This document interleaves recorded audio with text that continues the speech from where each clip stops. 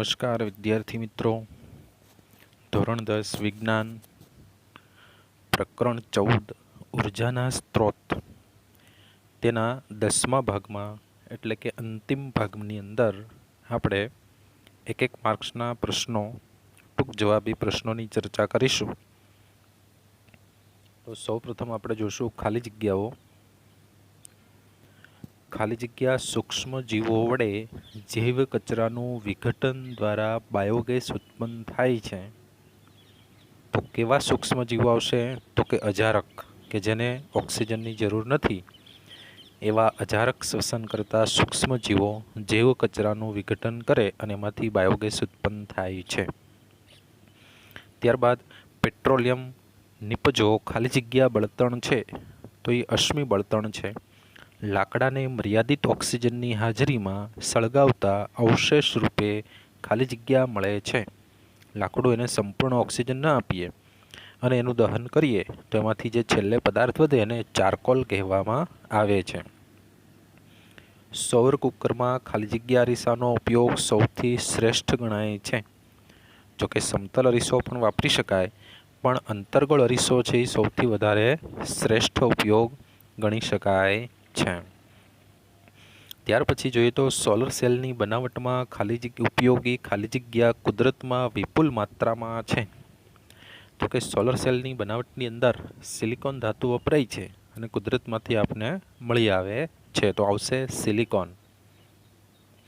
પવન ઉર્જા દ્વારા વિદ્યુત ઉત્પાદન કરતા દેશોમાં ભારતનું સ્થાન ખાલી જગ્યા છે. તો પવન ઉર્જા દ્વારા વિદ્યુત ઉત્પન્ન કરતો હોય એવો દેશ આપણો 5મો ક્રમ આવે છે, એટલે ભારતનું સ્થાન 5મું છે. હાઇડ્રોજન બોમ્બ ખાલી જગ્યા પ્રક્રિયા પર આધારિત છે. તો હાઇડ્રોજન બોમ્બ આપણે ન્યુક્લિયર ઉર્જા વિશે આપણે શીખી ગયા. એમાં જે ન્યુક્લિયર સંલયન પ્રક્રિયા આવે છે એમાંથી ગરમી ઉત્પન્ન થાય છે, એટલે એને થર્મો ન્યુક્લિયર સંલયન પ્રક્રિયા ઉપર આધારિત છે એમ કહી શકાય. વિશ્વની કુલ ખાલી જગ્યાનો જથ્થો અચળ છે, કારણ કે તે ન તો ઉત્પન્ન કરી શકાય છે ન તો નષ્ટ કરી શકાય છે. આ ઉર્જા સંરક્ષણનો નિયમ કહેવાય. એટલે વિશ્વની કુલ ઉર્જા આવશે, ઉર્જાનો જથ્થો અચળ છે, તેને ઉત્પન્ન પણ કરી શકાતી નથી કે એનો નાશ પણ કરી શકાતો નથી. ત્યાર પછી આપણે જોશું ખરા ખોટા. અશ્મિ બળતણના દહનને કારણે હવાનું પ્રદૂષણ થાય છે. તો વાત સાચી છે, એટલે વિધાન આવશે ખરું. સૌર કુકરમાં બહિર્ગોળ અરીસો સૂર્યકિરણો એકત્રિત કરવા માટે વપરાય છે. તો આવશે ખોટું.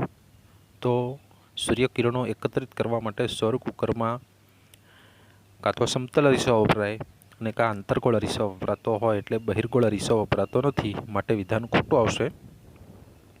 બાયોગેસ એ સંપૂર્ણ રીતે પ્રાણી જૈવભારની નિપજ છે. તો એ પણ ખોટું. બાયોગેસ એ સંપૂર્ણ રીતે પ્રાણી જૈવભાર નહીં, પરંતુ વનસ્પતિ જૈવભારની પણ નિપજ છે, એટલે આ વિધાન આવશે ખોટું. બંધના પ્રાણીમાં જ ડૂબેલી વનસ્પતિઓ અજારક પરિસ્થિતિમાં સડવા લાગતા વિપુલ માત્રામાં મિથેન વાયુ ઉત્પન્ન કરે છે. તો વિધાન સાચું છે કે બંધનું પાણી હોય એની અંદર ડૂબી ગયેલી હોય એવી વનસ્પતિઓનું અજારક શ્વસન કરતા જે જીવો છે એના વડે એનું વિઘટન થઈ અને મિથેન વાયુ ઉત્પન્ન થાય છે, એટલે વિધાન સાચું છે. ત્યારબાદ જોઈએ તો થર્મલ પાવર પ્લાન્ટમાં વીજ ઉત્પાદન માટે વિપુલ માત્રામાં અશ્મિ બળતણનો ઉપયોગ થાય છે. તો એ પણ વિધાન કેવું છે? સાચું. થર્મલ પાવર સ્ટેશનની અંદર અશ્મિ બળતણનો ઉપયોગ કરીને જ એમાંથી વિદ્યુત ઉત્પન્ન કરવામાં આવે છે. પૃથ્વીની ફરતે ભ્રમણ કરતા ચંદ્રના ગુરુત્વાકર્ષણને કારણે સમુદ્રના જળસ્તરમાં ભરતી અને ઓટ આવે છે. આ વિધાન પણ સાચું છે. ચંદ્રની જે ગુરુત્વાકર્ષણ બળ છે એને કારણે ભરતી અને ઓટ આવતા હોય છે. પર્યાવરણ માટે બિનહાનિકારક હોવાથી ન્યુક્લિયર ઉર્જા એ અશ્મિ બળતણનો શ્રેષ્ઠ વિકલ્પ છે. તો વિધાન કેવું છે? ખોટું. પર્યાવરણ માટે હાનિકારક છે ન્યુક્લિયર ઉર્જા. અહીંયા આપણે બિનહાનિકારક શબ્દ બતાવ્યો છે, એટલે આ વિધાન ખોટું છે. જે ઉર્જા સ્ત્રોત વારંવાર મેળવી શકાતો હોય તેને પુનઃ પ્રાપ્ય ઉર્જા સ્ત્રોત કહેવાય છે. સાચું. વિધાન ખરું છે. એકવાર ઉપયોગ કર્યા પછી ફરી પાછો આપને મળી શકતો હોય તો એને આપણે પુનઃ પ્રાપ્ય ઉર્જા સ્ત્રોત કહેવામાં આવે છે. સૂર્ય અને તારાઓમાં ન્યુક્લિયર સંલયન પ્રક્રિયા વિશાળ ઉર્જાનો સ્ત્રોત છે. તો એ પણ કેવું વિધાન છે? ખરું. સૂર્ય અને તારાઓમાં જે ન્યુક્લિયર સંલયન પ્રક્રિયા ચાલે છે એને કારણે વિશાળ પ્રમાણમાં ઉર્જા ઉત્પન્ન થાય છે અને એ ઉર્જાનો આપણે ઉપયોગ કરીએ છીએ સૌર ઉર્જા સ્વરૂપે. એટલે વિધાન છે એ સાચું છે. ત્યાર પછી આપણે જોશું હેતુલક્ષી વિકલ્પો. અહીં 4 વિકલ્પો હોય એમાંથી સાચો જવાબ આપણે પસંદ કરવાનો હોય, પણ અહીં આપણને સાચા વિકલ્પો જ આપણે આપેલા છે, એટલે કે જે સાચો જવાબ છે એ સીધો આપેલો છે. ગ્રીન હાઉસ વાયુ શોધો. એટલે નીચે 4 આપ્યા હોય એમાંથી સાચો વાયુ કયો? તો કે મિથેન અને કાર્બન ડાયોક્સાઇડ આ બંને કેવા છે? ગ્રીન હાઉસ વાયુ છે. કયા બળતણના દહનથી રાખ જેવા અવશેષ બાકી રહેતા નથી? તો કે બાયોગેસ. બાયોગેસનું દહન કરીએ તો છેલ્લે એમાંથી કોઈ રાખ જેવા અવશેષ વધતા નથી. કયો પુનઃ અપ્રાપ્ય ઉર્જા સ્ત્રોત છે? તો કે અશ્મિ બળતણ. અશ્મિ બળતણ પુનઃ અપ્રાપ્ય ઉર્જા સ્ત્રોત છે. કયો ઉર્જા સ્ત્રોત સપાટી જળ અને ઊંડાઈએ રહેલા જળના તાપમાનના તફાવતને આધારે પ્રાપ્ત થાય છે? તો એને કહેવાય સમુદ્ર તાપીય ઉર્જા. આપણે શીખી ગયા કે સમુદ્રની ઉપરની સપાટીનું અને 2 કિલોમીટર ઊંડાઈની સપાટીનું તાપમાન 20°C કરતાં વધારે હોય તો એમાંથી આપણે ઉર્જા છે એ પ્રાપ્ત કરી શકીએ છીએ. તો આને સમુદ્ર તાપીય ઉર્જા કહી શકાય છે. ત્યાર પછી આપણે જોઈએ તો શામાંથી ટર્બાઇનના ઉપયોગ વગર વિદ્યુત ઉર્જામાં રૂપાંતર મેળવી શકાય છે? સૌર ઉર્જા એવી ઉર્જા છે કે એમાં કોઈ ટર્બાઇનની જરૂર પડતી નથી. સીધું આપણે વિદ્યુત ઉર્જામાં રૂપાંતર કરી શકીએ. એટલે આપણો આન્સર આવશે સૌર ઉર્જા. અણુશસ્ત્રો ન્યુક્લિયર વેપનમાં વિનાશ હેતુ માટે કઈ પાયારૂપ પ્રક્રિયા છે? તો કે એમાં આવશે શૃંખલા વિખંડન. આ ન્યુક્લિયર પ્રક્રિયામાં જે શૃંખલાનું વિખંડન થાય છે તો એની અંદર વિનાશ માટેના સાધનો બનાવી શકાય એવી શક્તિ એમાં હોય છે, એટલે શૃંખલા વિખંડન પ્રક્રિયા આવશે. સૂર્ય કુકર એટલે કે સોલર કુકરમાં નીચે પૈકી કોના વડે ગ્રીન હાઉસ અસર મેળવાય છે? ગ્રીન હાઉસ અસર એટલે કે ગરમીનું જે પ્રમાણ છે, ગરમીની અસર એને આપણે ગ્રીન હાઉસ અસર કહીએ છીએ. એનું કારણ છે એની કાચની તકતીનું ઢાંકણ. ઉપર જે કાચની તકતીનું ઢાંકણ છે એને કારણે અંદર ગરમીનું પ્રમાણ છે એ જળવાઈ રહી છે, એટલે કે ગ્રીન હાઉસ ઉત્પન્ન થાય છે. કૃત્રિમ સેટેલાઇટમાં ઉર્જાના મુખ્ય સ્ત્રોત તરીકે કોનો ઉપયોગ થાય છે? તો કે સોલર સેલ. અવકાશમાં જે કંઈ કૃત્રિમ સાધનો ગોઠવવામાં આવ્યા છે એમાં સોલર સેલ વડે જ વિદ્યુત ઉત્પન્ન કરવામાં આવે છે. પૃથ્વી પરનો છેવટનો ઉર્જા સ્ત્રોત કયો છે? પૃથ્વી ઉપરનો છેવટનો એટલે કે ખૂબ દૂર હોય એવો ઉર્જા સ્ત્રોત આપણો કયો? તો કે સૂર્ય. બાયોગેસનો મુખ્ય ઘટક કયો છે? બાયોગેસ જે આપણે મેળવીએ છીએ એની અંદર મુખ્યત્વે કયો વાયુ હોય છે? તો કે એની અંદર મુખ્યત્વે મિથેન વાયુ રહેલો હોય છે. ત્યાર પછી વિદ્યાર્થી મિત્રો આપણે જોડકા જોશું. જોડકાની અંદર પણ કોલમ એ અને કોલમ બીને આપણે સેટ કરવાની હોય છે, ગોઠવવાની હોય છે, પણ અહીં આપણને સાચા જ જવાબો આપેલા છે, એટલે કે સાચી જોડ ગોઠવીને આપેલી છે. તો આપણે જોશું કોલમ એમાં પહેલું આપણે જોડકા જોશું સિલિકોન. તેનો ઉપયોગ ક્યાં થાય? તો કે સોલર સેલની અંદર એનો ઉપયોગ થાય છે. બીજું ગરમ પાણીના ઝરા. તો આને કઈ ઉર્જા કહેશું? તો કે ભૂતાપીય ઉર્જા કહેવામાં આવે છે. યુરેનિયમનું પરમાણુનું વિભંજન. તો એને આપણે શેમાં ઉપયોગ કરીએ છીએ? તો કે ન્યુક્લિયર રિએક્ટરમાં એનો ઉપયોગ કરી અને આપણે એમાંથી વિદ્યુત ઉર્જા મેળવીએ છીએ. ચારકોલ એ શું છે? તો કે રાખ સ્વરૂપે અવશેષ. લાકડાનું અપૂર્ણ દહન કરીએ ત્યારે એમાંથી પાછળ વધતો જે અવશેષ એને આપણે ચારકોલ કહીએ છીએ. બીજી આપણે જોડકાની જોડ જોશું તો એમાં પણ સાચી જ આપણે આપેલી છે અશ્મિ બળતણ. એના ઉદાહરણો તો કે કોલસો અને પેટ્રોલિયમ એ અશ્મિ બળતણ છે. ત્યાર પછી જૈવભાર બળતણ, તો કે લાકડું અને છાણા એ જૈવભાર બળતણ છે. ન્યુક્લિયર બળતણ તો કે પ્લુટોનિયમ, થોરિયમ, યુરેનિયમ વગેરે એ બધા શું છે? તો કે ન્યુક્લિયર બળતણ છે. સ્વચ્છ બળતણ કયું? તો કે CNG આ એક સ્વચ્છ બળતણ છે. ત્યાર પછી ત્રીજી જોડકાની જોડ આપણે જોશું તો ભૂતાપીય ઉર્જા પ્લાન્ટ ક્યાં આવેલો છે? તો કે ન્યૂઝીલેન્ડની અંદર આવેલો છે. ભૂતાપીય ઉર્જા પ્લાન્ટ વધારે ન્યૂઝીલેન્ડની અંદર જોવા મળે છે. સોલર સેલ પેનલ, તો એનો ઉપયોગ ક્યાં થાય? ટ્રાફિક સિગ્નલમાં એનો ખાસ કરીને ઉપયોગ થાય છે.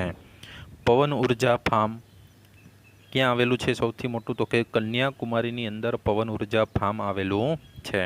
જળ વિદ્યુત પ્લાન્ટ, તો કે ટિહરી બંધ, આ ટિહરી બંધ છે એમાંથી જળ વિદ્યુત પ્લાન્ટ ગોઠવવામાં આવેલો છે. જો કે અહીંયા આપણે જોડકાની અંદર આપેલા છે એમાંથી આપણે ગોતવાના હોય, બાકી જળ વિદ્યુત પ્લાન્ટ તો ઘણી જગ્યાએ આવેલો છે, પણ અહીં આપણે કોલમ બીમાં આપેલા છે એમાં ટિહરી બંધ, એમાં જળ વિદ્યુત પ્લાન્ટ આપેલો છે. તો આ રીતે આપણે જોડકા જોડી શકીએ છીએ. ત્યાર પછી આપણે એક એક વાક્યની અંદર જવાબ આપવાનો પ્રયત્ન કરીશું. નાના પ્રશ્નો છે એને આપણે આન્સર આપવાનો પ્રયત્ન કરીએ. તો હવે આપણે જોશું સમુદ્રમાંથી મળતી ઉર્જાના નામ આપો. સમુદ્રમાંથી કઈ ઉર્જા મળે છે એના નામ આપણે જોઈએ તો કે સમુદ્રમાંથી ભરતી ઉર્જા, તરંગ ઉર્જા અને સમુદ્ર તાપીય ઉર્જા, આ 3 ઉર્જા છે સમુદ્રમાંથી આપણને મળતી હોય છે. જો કે આ બધા પ્રશ્નોને આપણે આગળ શીખી ગયા છીએ, એમાંથી જ નાના પ્રશ્નો છે બનાવવામાં આવેલા છે. વાહનો માટે કયું બળતણ સ્વચ્છ ગણવામાં આવે છે? તો કે સીએનજી એટલે કે કોમ્પ્રેસ્ડ નેચરલ ગેસ, આ વાહનો માટે સારું એવું સ્વચ્છ બળતણ છે. આપણે ઉપયોગમાં લેતા હોઈએ તેવા બળતણના નામ આપો. તો કે આપણે ઉપયોગમાં લેતા હોઈએ તેવા બળતણો: લાકડું, કોલસો, petrol, diesel, CNG, kerosene, LPG વગેરે. આ સીએનજી એટલે કોમ્પ્રેસ્ડ નેચરલ ગેસ જે વાહનોમાં વાપરીએ છીએ, એલપીજી લિક્વિફાઈડ પેટ્રોલિયમ ગેસ જેનો આપણે ઘર વપરાશની અંદર ગેસ તરીકે રાંધવા માટે વાપરીએ છીએ, તે જે બાટલાનો ગેસ છે તેને આપણે એલપીજી તરીકે ઓળખશું. ઉર્જા સ્ત્રોત એટલે શું? તો કે ઉર્જા સ્ત્રોત એની વ્યાખ્યા આપણે આપવાનો પ્રયત્ન કરીએ. ઉર્જા સ્ત્રોત એટલે જે સ્ત્રોત ઉપયોગી ઉર્જાને પર્યાપ્ત માત્રા પૂરી પાડવા માટે કાર્યક્ષમ હોય,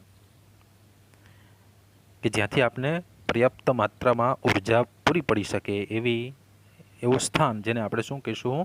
તો કે એને ઉર્જા સ્ત્રોત તરીકે ઓળખી શકાય છે. એમાંથી આપણે ઉર્જા છે પર્યાપ્ત માત્રામાં મળી શકતી હોય. ત્યાર પછી બાયોગેસનો મુખ્ય ઘટક કયો છે, તેનું પ્રમાણ કેટલું છે? તો કે બાયોગેસનો મુખ્ય ઘટક મિથેન છે, તેનું પ્રમાણ લગભગ 75% જેટલું હોય છે. બાયોગેસની અંદર 75% જેટલું મુખ્યત્વે મિથેન વાયુનું પ્રમાણ હોય છે. ઉર્જાના પરંપરાગત મુખ્ય સ્ત્રોતો કયા છે? પરંપરાગત મુખ્ય સ્ત્રોતો આપણે જોઈએ તો ઉર્જાના પરંપરાગત મુખ્ય સ્ત્રોત અશ્મિ બળતણ એટલે કે ખનિજ કોલસો અને પેટ્રોલિયમ છે, તેનો વ્યાપક પ્રમાણમાં ઉપયોગ થાય છે.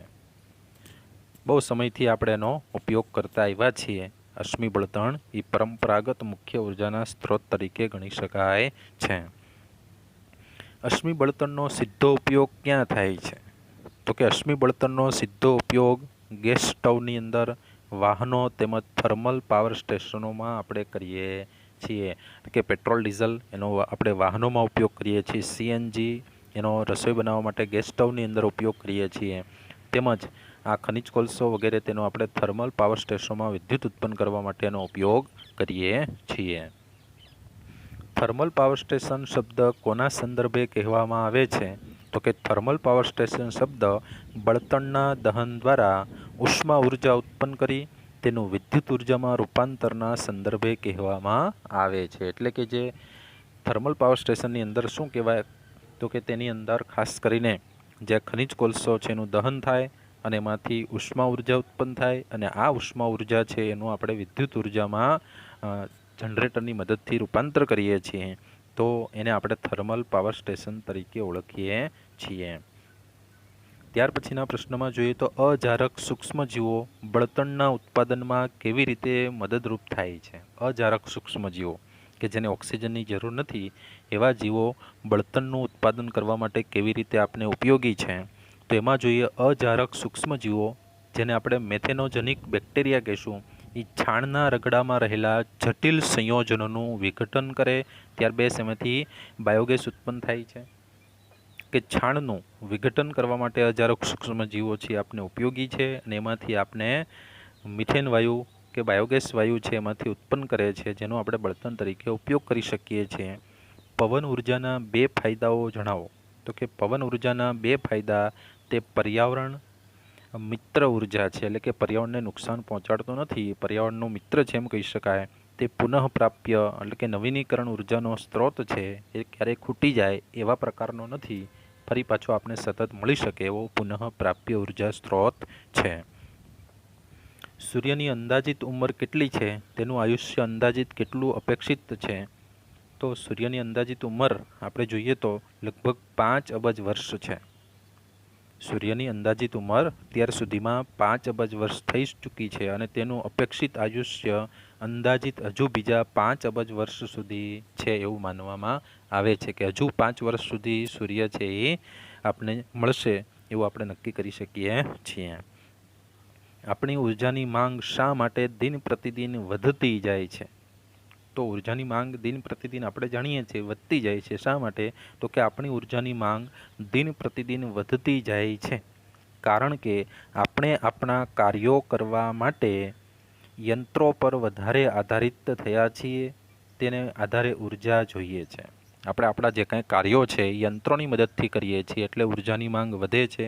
બીજું, વધતા જતા ઉદ્યોગોને કારણે સમગ્ર વિશ્વમાં જીવનની ગુણવત્તામાં વધારો થવાને પરિણામે સતત ઉર્જા માંગમાં વધારો થવા પામ્યો છે. ઉદ્યોગો ખૂબ વધી ગયા છે અને ઉદ્યોગો ખૂબ વધી ગયા છે એને કારણે આપણી જીવન ગુણવત્તા છે એ ઊંચી આવી છે. એટલે કે નવા નવા સાધનો વિકસાવી અને એની મદદથી આપણે કાર્ય કરતા થયા એટલે આપણી જે કંઈ ગુણવત્તા છે જીવનની એમાં સુધારો થયો છે, જેને કારણે ઉર્જાની માંગમાં ખાસ વધારો થતો જાય છે. ઘરેલું વપરાશ માટે સોલર પેનલ ક્યાં ફિટ કરવામાં આવે છે? તેનો શું ફાયદો છે? ઘરેલું વપરાશ કરવા માટેની સોલર પેનલ છે એનો આપણે ક્યાં ઉપયોગ કરીએ છીએ, કેવી રીતે ફિટ કરીએ છીએ એના વિશે આપણે જોશું. તો ઘરેલું વપરાશ માટે સોલર પેનલ ઘર કે ઇમારતની છત ઉપર ફિટ કરવામાં આવે છે. તેનાથી વધુ સૌર ઉર્જાનું શોષણ થતાં વીજ ઉત્પાદન મેળવી શકાય છે. આપણે ઘરે શું કરીએ છીએ તો કે છત ઉપર કે ઇમારતની ઉપર એટલે કે આપણી બિલ્ડિંગની ઉપર ઢળતી રહે એ રીતે આપણે સોલર પેનલ છે એ ગોઠવીએ છીએ. એમાંથી સીધું આપણે વિદ્યુત ઉર્જામાં રૂપાંતર કરી શકીએ છીએ. એસિડ વર્ષા માટે જવાબદાર ઓક્સાઇડ કયા છે? એસિડ વર્ષા માટે જવાબદાર હોય એવા ઓક્સાઇડ નાઇટ્રોજન અને સલ્ફરના ઓક્સાઇડ એસિડ વર્ષા માટે જવાબદાર છે. કે નાઇટ્રોજનના ઓક્સાઇડ છે એ નાઇટ્રિક એસિડ બનાવે, સલ્ફરના ઓક્સાઇડ છે એ વાતાવરણમાં સલ્ફ્યુરિક એસિડ બનાવે છે અને વરસાદની સાથે નીચે આવે જેને આપણે એસિડ વર્ષા કહીએ છીએ. આમ નાઇટ્રોજન અને સલ્ફરના ઓક્સાઇડ છે એ એસિડ વર્ષા માટે જવાબદાર કહી શકાય છે. પવન ઉર્જા ફાર્મમાં ટર્બાઇનની આવશ્યક ગતિ ચાલુ રાખવા પવનની ગતિ કેટલી હોવી જરૂરી છે? કે પવન ઉર્જા ફાર્મની અંદર ટર્બાઇનની આવશ્યક ગતિ ચાલુ રાખવા માટે થઈને જે આપણી પવનચક્કીઓ ગોઠવીએ છીએ, આ પવનચક્કી છે એને ફેરવવા માટે પવનની ગતિ ઓછામાં ઓછી કેટલી હોવી જોઈએ? તો કે 15 કિલોમીટર પ્રતિ કલાક કે તેનાથી વધારે હોવી જોઈએ. 15 કિલોમીટર પ્રતિ કલાક, એક કલાકના 15 કિલોમીટરની ઝડપથી જો પવન ફૂંકાતો હોય કે એનાથી વધારે પવન ફૂંકાતો હોય તો જ આપણે આ ગતિની મદદથી પવન ઉર્જામાંથી વિદ્યુત ઉર્જા મેળવી શકીએ છીએ. ત્યારબાદ આપણે જોઈએ તો વ્યાખ્યા આપો ન્યુક્લિયર વિખંડન. તો કે ન્યુક્લિયર વિખંડન આપણે કોને કહીશું એને આપણે સમજવાનો પ્રયત્ન કરીએ તો ભારે ન્યુક્લિયસનું હલકા ન્યુક્લિયસમાં વિભાજન સાથે વિપુલ માત્રામાં ઉર્જા મુક્ત થવાની ક્રિયાને ન્યુક્લિયર વિખંડન કહેવામાં આવે છે. કે મોટા ન્યુક્લિયસ હોય યુરેનિયમ, પ્લુટોનિયમ, થોરિયમ વગેરે એના ન્યુક્લિયસને તોડીને નાના નાના ન્યુક્લિયસમાં રૂપાંતર કરવામાં આવે અને એમાંથી જે ઉર્જા મુક્ત થાય છે આ ક્રિયા એને ન્યુક્લિયર વિખંડન કહેવામાં આવે છે. બીજી વ્યાખ્યા આપણે જોઈએ ન્યુક્લિયર સંલયન કોને કહેશું? કે બે હલકા ન્યુક્લિયસના જોડાણ દ્વારા ભારે ન્યુક્લિયસના નિર્માણ થાય ત્યારે વિપુલ માત્રામાં ઉર્જા મુક્ત થવાની ક્રિયાને ન્યુક્લિયર સંલયન કહેવામાં આવે છે. કે ન્યુક્લિયર વિખંડન કરતાં ઉલટી પ્રક્રિયા છે. નાના નાના ન્યુક્લિયસ હોય, દાખલા તરીકે 2 હાઇડ્રોજનના નાના નાના ન્યુક્લિયસ છે એને ખૂબ ગરમ કરી એને મોટા ન્યુક્લિયસ એટલે કે હિલિયમમાં રૂપાંતર કરવામાં આવે ત્યારે પણ ખૂબ વધારે પ્રમાણમાં એમાંથી ઉર્જા ઉત્પન્ન થાય. તો નાના ન્યુક્લિયસમાંથી મોટા ન્યુક્લિયસમાં રૂપાંતર કરીએ તે દરમિયાન એમાંથી ઉર્જા મુક્ત થાય છે. આ ક્રિયા એને ન્યુક્લિયર સંલયન ક્રિયા કહેવામાં આવે છે. ત્યાર પછી વ્યાખ્યા આપો ભૂતાપીય ઉર્જા. તો ભૂતાપીય ઉર્જા આપણે કોને કહીશું? કે જમીનમાંથી જે આપણે મળતી ઉર્જા ગરમ બિંદુઓ એટલે કે પાણીના જે જરા હોય એની સાથે મળતી આપણે જે ઉર્જા છે, એટલે કે ઘણી વખત આપણે પાણી ન મળે ગરમ, પણ ત્યાંથી ગરમ વરાળ મળતી હોય છે, એને ગરમ બિંદુઓ કહેવાય. આ ગરમ બિંદુઓના વિસ્તારમાં બાષ્પ એટલે કે વરાળ સ્વરૂપે મેળવવામાં આવતી ઉષ્મા ઉર્જાને ભૂતાપીય ઉર્જા કહેવામાં આવે છે. ગરમ બિંદુના જે વિસ્તાર છે એમાંથી આપણે બાષ્પ સ્વરૂપે કે વરાળ સ્વરૂપે જે ઉર્જા મેળવીએ છીએ એવી ઉષ્મા ઉર્જા છે એને આપણે ભૂતાપીય ઉર્જા તરીકે ઓળખશું. અને છેલ્લે આપણે જોઈશું અશ્મિ બળતણની વ્યાખ્યા. અગાઉ પણ આપણે શીખી ગયા છીએ અશ્મિ બળતણ કોને કહેવાય, તો કે જમીનમાં લાખો વર્ષો પૂર્વે મૃત અને અશ્મિભૂત વનસ્પતિઓ અને પ્રાણીઓ પૃથ્વીના પેટાળમાં દટાઈને ખૂબ વધારે ઉષ્મા અને દબાણને કારણે કોલસો, પેટ્રોલિયમ અને કુદરતી વાયુ જેવા બળતણમાં રૂપાંતરિત થયા, તેને અશ્મિ બળતણ કહેવામાં આવે છે. એટલે કે લાખો કરોડો વર્ષો પહેલાં તે પૃથ્વી ઉપર જીવંત હતા એ બધા જે પ્રાણીઓ કે સજીવો કે વનસ્પતિઓ કંઈ પણ જે મૃત્યુ અવસ્થામાં એટલે કે મૃત પામી કે પછી એના અશ્મિઓ એના ટુકડાઓ છે આ બધું જ જમીનમાં દટાયું હશે. એના ઉપર માટીના સ્તર આવતા ગયા એટલે ઉપરથી દબાણ અને અંદર જમીનની ગરમી એટલે આ પૃથ્વીના પેટાળની ગરમીને કારણે ઊંચા દબાણે અને ઊંચા તાપમાને એમાં ભૂ જેવી રાસાયણિક પ્રક્રિયા શરૂ થઈ હશે અને લાખો વર્ષો સુધી આ પ્રક્રિયાને અંતે એમાંથી ખનિજ કોલસો, કુદરતી વાયુ અને પેટ્રોલિયમ બન્યું હશે. આવા બળતણ છે ને આપણે શું કહીએ છીએ, અશ્મિ બળતણ તરીકે ઓળખવામાં આવે છે. તો વિદ્યાર્થી મિત્રો, અહીં આપણા પાઠની અંદર બધા જ પ્રશ્નોની આપણે વિગતવાર ચર્ચા કરી, તેમજ ટૂંકા પ્રશ્નોની પણ વિગતવાર ચર્ચા કરી, જેનું બરાબર રીતે રિવિઝન કરી અને તૈયારી આપણે કરીશું. અહીં આપણે પાઠને પૂર્ણ કરીએ છીએ. નવા પાઠ સાથે ફરી પાછા મળીશું. આભાર.